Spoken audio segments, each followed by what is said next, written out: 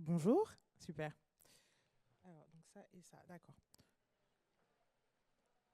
Alors, donc, il y a 12 ans, j'habitais encore à Paris et je travaillais sur mon mémoire de fin d'année. Le thème, c'était les enjeux d'adaptation liés à l'implantation d'une boutique ou d'un point de vente à l'étranger. À l'époque, déjà, je me posais des questions sur les raisons pour lesquelles les entreprises échouaient lorsqu'elles tentaient de reproduire à l'identique des modèles sur d'autres marchés. Donc aujourd'hui, je suis particulièrement heureuse de venir faire un retour d'expérience avec vous d'un cas concret à travers l'entreprise Uniwax et l'Afrique. Donc au cours de ce moment, on va parler des enjeux d'adaptation, de ce qu'il faut absolument prendre en compte lorsqu'on tente de se lancer sur le marché africain, en tout cas en Afrique de l'Ouest, de ce qui a marché pour nous et de ce qui n'a pas marché. Donc je m'appelle Aurora aussi. Et je suis directrice du digital et du e-commerce pour Uniwax, qui est le leader ouest-africain dans la fabrication de pine wax. Alors pour commencer, je vais vous présenter le pine wax. Donc ce sont des tissus hyper colorés que les femmes africaines, nos mamans, nos tantes, portent depuis un peu plus de 200 ans. Et ces tissus apparaissent et sont pour nous des marqueurs dans la société, des moyens d'expression, un patrimoine aussi culturel pour les Ivoiriens. L'entreprise a plus de 50 ans. C'est une marque générationnelle, donc qui se transmet vraiment de mère en fille, pardon. Et on est présent un peu partout dans l'Afrique de l'Ouest, mais aussi à l'étranger. Uniwax, c'est aussi 44 millions d'euros de chiffre d'affaires, avec 7 boutiques en Côte d'Ivoire et plus de 200 boutiques à travers nos réseaux partenaires. En 2019, j'ai été mandatée par l'entreprise pour l'accompagner dans la digitalisation de ses ventes. Donc moi, je revenais de France et j'avais travaillé déjà dans le e-commerce. J'avais vraiment beaucoup de certitudes et je vais me confronter au marché africain. Ce que les chiffres nous disaient, on nous parlait de 37 millions d'abonnements mobiles, de 17 millions d'Internet, de taux de pénétration du mobile money. Et j'insiste vraiment sur ce moment parce que souvent, quand on arrive sur un marché, on va regarder ce que disent les données. Et ce que nous, on a appris avec le cas Uniwax, c'est qu'il faut faire très attention, en tout cas en Afrique, dans l'interprétation des données. Parce que oui, il y a 37 millions d'abonnements mobiles, mais il y a des utilisateurs qui ont plusieurs cartes SIM. On va se dire qu'il y a 17 millions d'abonnés Internet mobile, mais en vérité, il y a des forfaits réseaux sociaux qui sont faits par les entreprises de télécommunications. Donc, quand on sort du réseau social, on n'a plus Internet. Et puis, il y avait la démocratisation du smartphone, mais bon, ce sont des téléphones très peu performants aussi pour le e-commerce. Donc, tout ça a commencé à représenter un frein pour nous. C'est là qu'on s'est rendu compte qu'il fallait vraiment prendre du temps pour essayer de comprendre comment prendre ce marché en vérité. La première des choses qu'on comprend sur le marché africain, c'est que le social media est roi. En France, quand on veut passer une commande en général, quand on voit une publicité, qu'on veut avoir des informations sur un produit, on va sur le site Internet. Sur le site Internet, on va lire la fiche produit, on va voir toutes les informations qu'on veut. Chez nous, quand on va voir une publicité, on a besoin d'avoir une conversation avec la personne. Donc, on va engager la conversation sur les réseaux sociaux ou par téléphone ou même en présentiel. Et le site Internet, il apparaît vraiment en fin de tunnel. Donc, le site Internet, il sert juste à passer la commande. Ce qui fait que les raisons pour lesquelles on... Non, attendez. Ah oui. Donc, les raisons pour lesquelles on faisait face à cette réalité, c'est parce qu'il y a un problème de confiance.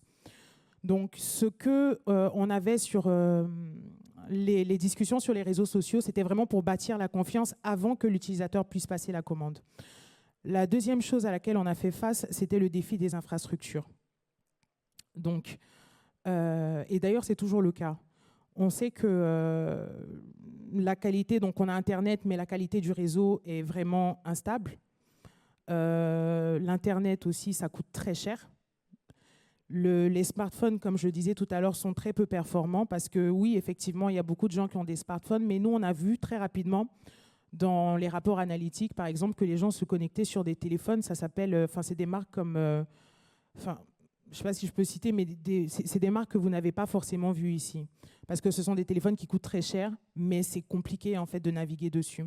Après, on a fait face aux adresses qui sont très peu standardisées. Parce que même en 2026 encore, chez nous, quand on veut indiquer une adresse de livraison, on va dire voilà, donc c'est derrière, tu vois, au Carrefour, il y a une vendeuse de chips. En fait, on est juste derrière la dame. Donc, c'est marrant, mais c'est aussi les réalités auxquelles on fait face. Et donc, il y avait un problème sur le défi du dernier kilomètre. Parce que quand le livreur va quitter l'entreprise pour arriver faire la livraison au client, il y a plusieurs échanges téléphoniques qui doivent être faits. Mais il y a aussi des habitudes de consommation qui vont faire que le client n'est plus forcément à l'endroit où il était quand vous l'avez appelé en début de tournée.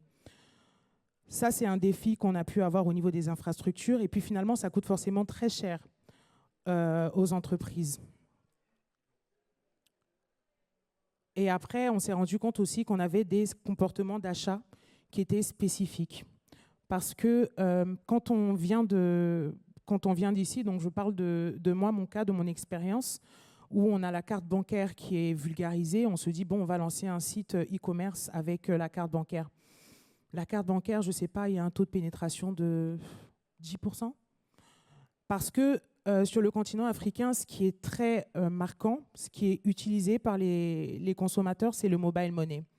C'est quelque chose que vous n'avez pas ici d'ailleurs, c'est des portefeuilles, des wallets en fait, de monnaie électronique qui sont gérés par les opérateurs téléphoniques. Donc c'est pour ça qu'on appelle mobile money, donc que ce soit chez nous Orange, MTN ou Move, je cite comme ça 3 opérateurs qui ont leur monnaie électronique. Ça se recharge à tous les coins de rue, donc en espèces contre la monnaie électronique, et c'est avec ça qu'on paye autant chez des marchands que même entre nous, on peut faire des transactions. Donc il y a le mobile money qui était omniprésent.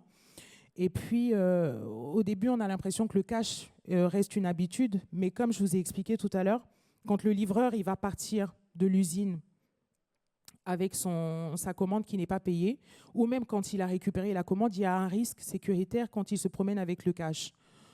Donc, c'était le 3e point qui avait été vraiment problématique pour nous quand il a fallu s'installer, accompagner Uniwax dans sa transformation.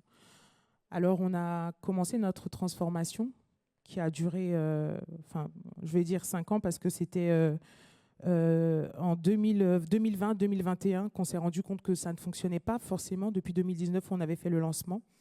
Il y avait une première partie qui était d'éduquer le consommateur. Donc, pour éduquer le consommateur, nous, on a vraiment eu besoin d'avoir nos vendeuses, parce qu'on a des points de vente, qui pouvaient expliquer aux gens comment faire pour passer les commandes sur le site. Donc ça, c'est très important parce que bien que ce soit un marché prometteur, comme les chiffres le disaient tout à l'heure, le marché n'est pas encore assez mature. Donc ici, on a l'impression qu'il faut vraiment rendre le client hyper autonome. Ce serait une erreur en fait de faire ça sur notre continent. Il y a vraiment un besoin d'accompagnement. Et puis c'est ça aussi que le client appelle, parce que culturellement aussi ça fait partie des services. Donc ils ont l'impression que c'est une considération pour eux que de faire attention à eux.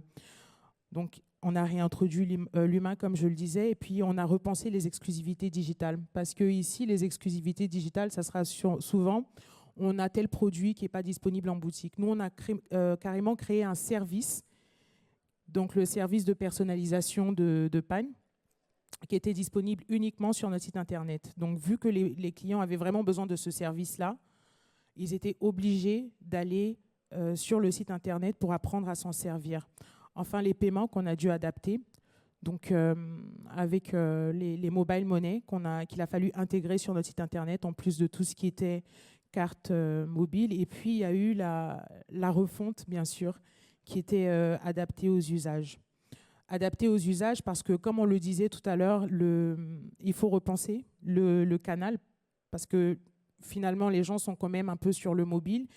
Et puis aussi, il faut avoir un site qui est très performant et très rapide parce que, je le disais tout à l'heure, la data coûte cher. C'est à ce moment-là que Magento et IVA ont été, je crois que c'est UVA, pour moi je dis IVA, donc je parle de UVA, ont été déterminants dans notre transformation, dans la modernisation de notre site internet. On a été accompagné par Atifor. Donc au début, quand on a commencé l'audit, on avait une note de 4 sur 100 au Lighthouse, qui est pas top. Et avec UVA, on a pu vraiment alléger le site, le rendre beaucoup plus performant, et on est monté sur une note de 97%. Et puis ce que Magento nous a permis, c'était surtout d'intégrer les moyens de paiement, donc tous ceux que j'ai cités, les mobile money, parce que on n'a pas forcément Stripe ou PayPal pour des raisons qui nous dépassent de liste GAFI, etc. Mais le mobile money, il fallait qu'on puisse l'intégrer en dur sur le site internet. Et puis enfin, il y avait l'adressage, parce que nous, avec Magento, on a pu arracher l'adressage de base avec tout ce qui était code postal, etc., pour avoir juste une ligne où on mettait Rivera 2 derrière la vendeuse de chips, comme je disais tout à l'heure. Les résultats, pour nous, donc forcément, le Lighthouse, vous avez pu voir vous-même l'augmentation du score, mais on a eu une croissance quand même de notre taux de conversion, où on est passé de... Alors, avant, parce que je précise quand même qu'on est vraiment sur du taux de conversion à 2, au maximum à 2 ou à 3. Nous, on était à 0,05 quand on a commencé. Donc, beaucoup d'investissements en marketing, beaucoup de visites pour très peu de connexions, vu que ça coûtait cher. On est passé maintenant à 1,97%. Avec toutes les autres applications qu'on a pu implémenter en ligne, on a réussi à servir 36 pays. Et on a eu une croissance de notre chiffre d'affaires de 112%.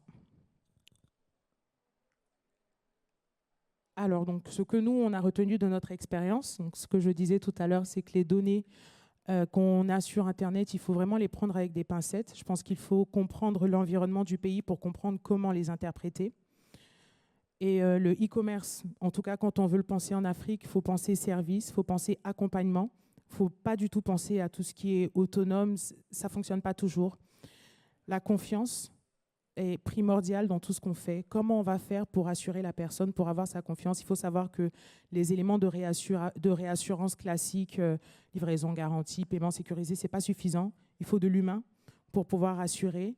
Et enfin, quand on comprend tout ça, l'adaptation peut être un avantage concurrentiel. Vous avez été rapide. Merci beaucoup. Merci pour le partage de cette expérience en Afrique. Vous avez peut-être des questions. On a le temps de prendre des questions, donc n'hésitez pas. Si vous avez envie d'en savoir plus sur cette expérience, oui, tout au fond, levez bien la main pour que le micro arrive jusqu'à vous. Merci.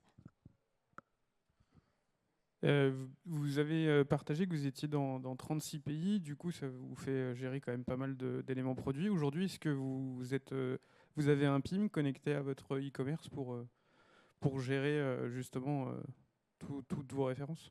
D'accord. Donc, quand je parle de 36 pays desservis, c'était vraiment en termes de livraison, parce que tout ce qu'on fait, c'est encore géré d'Abidjan.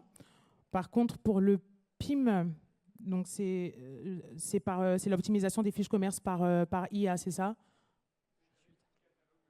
Oui, non, c'est ça. C'est un projet sur lequel on travaille en ce moment avec Atifor.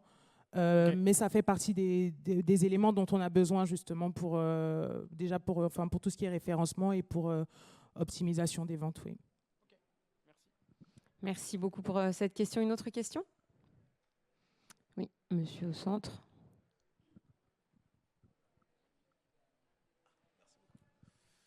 Bonjour, je voulais demander plutôt la connexion avec Mobile Money, comment ça s'est passé vraiment en profondeur, parce que ça avait l'air peut-être un peu compliqué, surtout au niveau du développement. Oui, alors en fait, l'idéal, ça aurait été qu'on ait un agrégateur, par exemple, qui prend en compte toutes les différentes... Parce qu'il y a plusieurs opérateurs Mobile Money. En Côte d'Ivoire, il y en a 4, mais on a dû intégrer en fait chacune des API.